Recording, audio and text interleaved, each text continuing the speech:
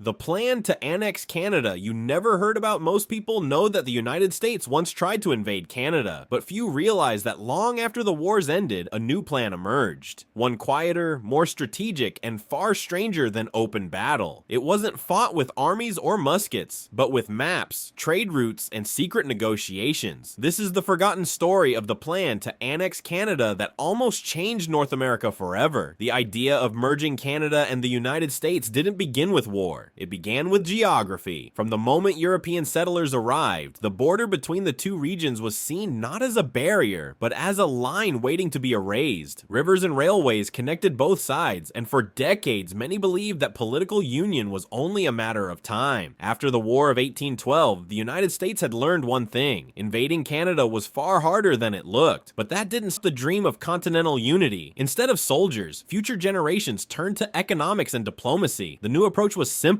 If they couldn't take Canada by force, maybe they could convince it to join voluntarily. By the mid-19th century, annexation was a word whispered in both Washington and Montreal. American newspapers wrote that Canada was destined for absorption, while some Canadian merchants, frustrated by British tariffs, wondered if joining the US might mean prosperity. The idea was controversial, but it never completely disappeared. The first serious plan came in 1849, during one of Canada's most politically divided moments. Riots had broken out in Montreal after the government passed the Rebellion Losses Bill, a law compensating citizens for damages from earlier uprisings. Loyalists saw it as a betrayal of the crown. Buildings were burned, parliament was attacked, and frustration spread through the colony. In the chaos, a group of wealthy merchants and politicians drafted what became known as the Annexation Manifesto. It was a bold document, one that openly called for Canada to join the United States. The authors argued that economic survival depended on closer ties with the American market. They believed that British rule was outdated and that annexation could bring prosperity and modernization. When the manifesto was published in October 1849, it caused an uproar. The British government condemned it as treasonous, while American newspapers treated it as a serious proposal. Over 2,000 people signed the document, including some of the most influential businessmen in Montreal. For a brief moment, it seemed like Canada's future could change overnight, but the plan failed. Not because of opposition from Britain, but because the United States hesitated. At the time, Washington was already dealing with growing tensions over slavery and expansion in the South. Annexing a British colony could have provoked another war with Britain, something no one wanted. The manifesto was quietly forgotten, but its ideas didn't die. Over the next few decades, the concept of continental unity evolved. After Canada became a confederation in 1867, American politicians revived the conversation, this time under a new name: reciprocity. Instead of political union, they talked about economic partnership, shared tariffs, open borders, and integrated railways. Many saw it as the soft version of annexation, one that could happen without anyone noticing. In 1869, a U.S. congressman named Nathaniel Banks took that idea a step further. He introduced a resolution proposing the annexation of British North America, a plan to bring Canada, Nova Scotia, New Brunswick, and Newfoundland into the Union as new American states. The proposal was detailed, complete with maps showing new borders and plans for representation in Congress. The vote never passed, but the document circulated for years, sparking rumors that Washington still had its eyes on the North. Across the border, Canadians were wary. Newspapers warned that reciprocity might be a disguise for absorption. Political cartoons showed Uncle Sam trying to pull a reluctant maple leaf into his hat.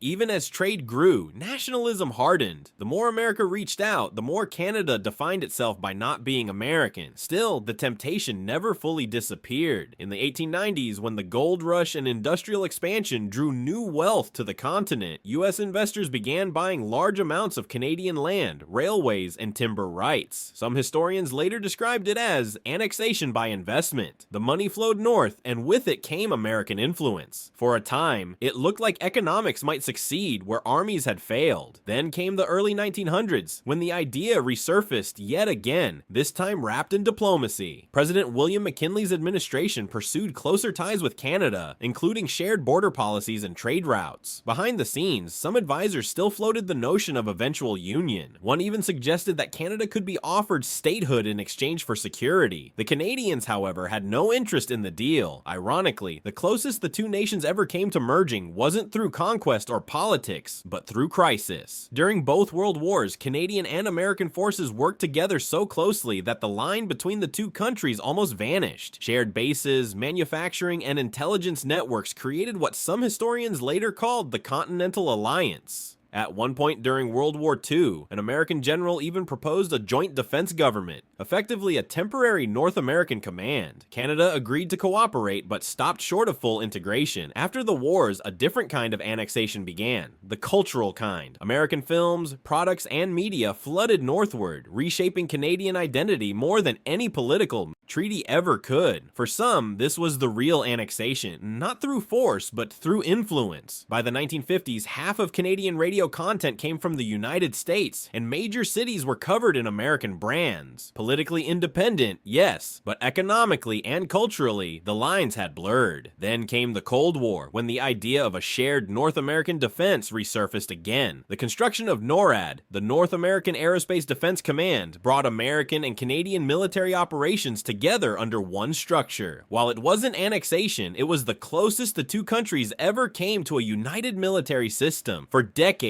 missiles, radar stations, and air defense programs were run jointly. On paper, Canada was still sovereign. But in practice, much of its northern defense operated under US command. Even into the late 20th century, the idea of continental unity never completely died. In the 1980s and 1990s, trade agreements like NAFTA revived old arguments from the 1800s. Open markets, shared borders, and multinational industries once again made some wonder whether the economic partnership was simply a modern form of annexation. Historians pointed out the irony. What began as a failed political dream in 1849 had slowly evolved into a reality through economics and globalization. Today, the border between Canada and the United States is the longest undefended border in the world, but its calmness hides centuries of ambition, rivalry, and temptation. The two nations are so tightly connected that it's easy to forget they were once adversaries. The idea of annexation has faded, replaced by cooperation, yet the old maps, resolutions, and manifestos still exist, tucked away in archives, reminders of a time when the continent could have looked very different. If the 1849 Annexation Manifesto had succeeded, Canada as we know it might not exist. Its provinces could have become US states. Its flag a set of stars instead of a maple leaf. Ottawa might never have been a capital city. Instead, the plan collapsed under the weight of timing, politics, and identity. Canada chose its own path, and in doing so, shaped the peaceful balance that still defines the northern half of the continent. The story of the plan to annex Canada isn't one of betrayal or ambition, but of perspective. It shows how nations grow not just through power, but through the choices they don't make. America could have expanded north, Canada could have given in to opportunity, but instead, both became something rarer. Two distinct countries bound by history, rivalry, and respect. In the end, annexation didn't happen because neither side truly needed it. The two nations found that cooperation achieved what conquest never could: stability, security, and partnership. The plan to annex Canada may have been forgotten, but its legacy lives quietly in every shared bridge, border town, and handshake between the two.